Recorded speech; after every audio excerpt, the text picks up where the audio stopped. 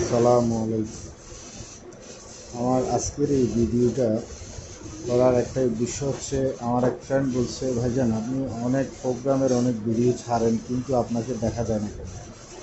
আসলে ভাইরে, আমি তো ক্যামেরার পেছনের মানুষ, ওই জন্য হয়তো আমাকে দেখা যায় না। আর সবচেয়ে বড় কথা হচ্ছে, আমি ভাইরাল নিজে হতে নয়, আমি ভালো লোক, ওরকম ভালো কাজের লোক পেলে আমরা ভাইরাল করতে চাই। হ্যাঁ, ঠিক আছে। সো আজকে এই ভিডিওতে আপনাদের কয়েকটি আম, আম, কথা বলতে চাই। বর্তমানে আপনার আশেপাশে লুকিয়ে থাকা কিছু শত্রু চিনার কয়েকটা টিপস আপনাদের বলবো আমি। আপনার আশেপাশে তো অনেক লোক, আমাদের আশেপাশে অনেক লোক আছে, থাকে, তাই না? আমরা এক একজনকে বন্ধু ভাবি, আদৌ কি তারা আমাদের বন্ধু কিনা, তারা কি আসলে বন্ধু নাকি শত্রু? এই জিনিসটা চিহ্নিত করার কয়েকটি প্রসেস আছে। বর্তমান যুক্ত ডিজিটাল যুগের ভিতরে আমরা প্রায় লোকে অনেকেই ফেসবুক, ইউটিউব চ্যানেল চালাই, তাই না? তো এক্ষেত্রে দেখা যায় একটা বিষয় কি, যেটা মানে আপনি যদি অনুভব করতে পারেন তাহলে হয়তো বুঝতে পারবেন যে আসলে সত্যি আপনার পাশে থাকা লোকটি কি আপনার বন্ধু নাকি শত্রু। তো জেনে যাওয়া যাক কয়েকটি টিপস।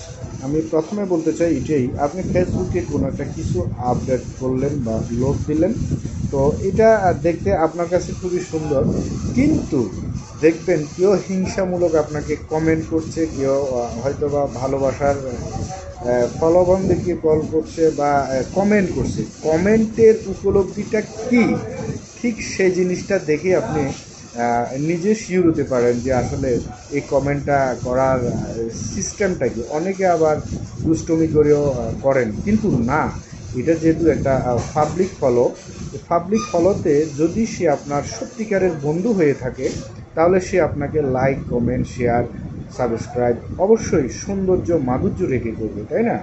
তো এই ক্ষেত্রে দেখা যায় কি, আবার অনেকে ভাবে, ভাইরে এই লোককে যদি আমি সাবস্ক্রাইব করি, লাইক করি, কমেন্ট করি, শেয়ার করি, ও তো অনেক টাকার মালিক হয়ে যাবে, তাই না? আসলে কি এটা সত্যি না। এত ছোট ঠুনকো মনের মানে নিয়ে এই জগতে চলাটাই আমি মনে করি ঠিক না। আপনি যেহেতু দেখতেছেন আপনার ডাটা যাচ্ছে, মানে আপনার টাকা যাচ্ছে।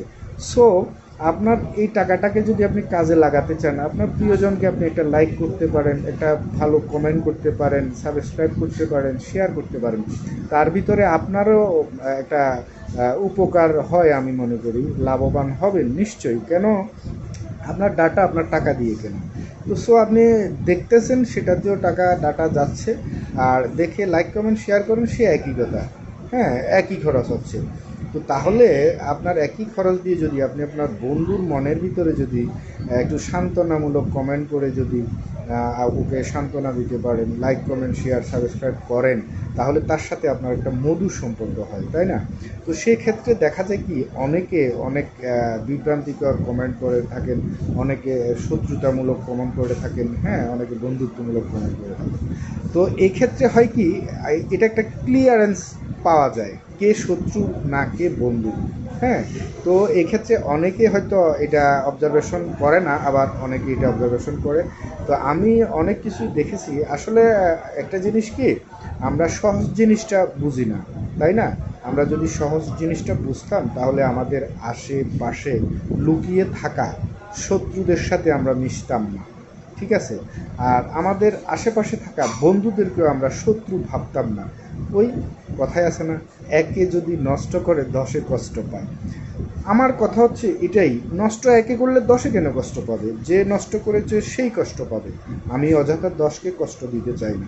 সেজন্য আজকে আপনাদেরকে উদ্দেশ্যমূলকভাবে আমার ফেসবুক ফ্রেন্ডরা যারা আছেন এবং কি যারা ফেসবুক চালান, ইন্টারনেটের সাথে যারা জড়িত, শুধু তাদের উদ্দেশ্যে এইটুকুই আমি বলতে চাই যে, ভাইজান আপনারা ফেসবুক চালান, হ্যাঁ, তো ঠিক আছে, আপনাদের যারা পছন্দনীয় আছে তাদেরকে একটু উৎসাহ দেবেন। যদি উৎসাহ দেন, তাহলে এতে করে আপনি ভালো কিছু পেতে পারেন। একটা মানুষের সাথে শত্রুতার চেয়ে বন্ধুত্ব করাটাই আমি মনে করি সবচেয়ে ভালো। আর একটা মানুষের সাথে বন্ধুত্ব গড়ার একটা সিস্টেম এখন ফেসবুক। ফেসবুকে আপনি চাইলে একজনের সাথে আপনি সুসম্পর্ক করতে পারেন। আবার অনেকে ভাববেন, ভাই আমি তো ওকে দেখতে পারি না, কিন্তু কমেন্টটাতে আমি ভালো লিখলাম। না, আপনি যদি ওকে দেখতেই না পারেন, কমেন্টে আপনার লেখাটা কখনোই ভালো আসবে না। কারণ আপনার ওই ভালো কিবোর্ডে চাপ পড়বে না। কারণ এই কমেন্টগুলো মনের ভাষা থেকে প্রকাশ পায়। সো আমি বলতে চাই এইটুকুই, ফেসবুক চালাচ্ছেন, ডাটা যাচ্ছে, টাকা খরচ হচ্ছে, টাকাটা কাজে লাগান। আপনার পছন্দনীয় ব্যক্তিকে লাইক, কমেন্টস, শেয়ার, সাবস্ক্রাইব করুন। সবার সাথে সুন্দর একটা সম্পর্ক রাখুন। নিজেও ভবিষ্যতে ভালো কিছু করার চেষ্টা করুন।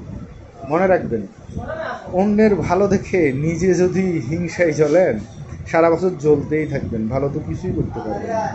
তাই বলছিলাম, বন্ধুরা যারা ভালো তাদের সাথে ভালো সম্পর্ক রাখার চেষ্টা করবেন, সাবস্ক্রাইব করবেন, লাইক, কমেন্ট, শেয়ার করে সব সময় বন্ধুদের সাথে পাশে থাকার চেষ্টা করবেন। সবাইকে ধন্যবাদ জানাই। আসসালামু আলাইকুম।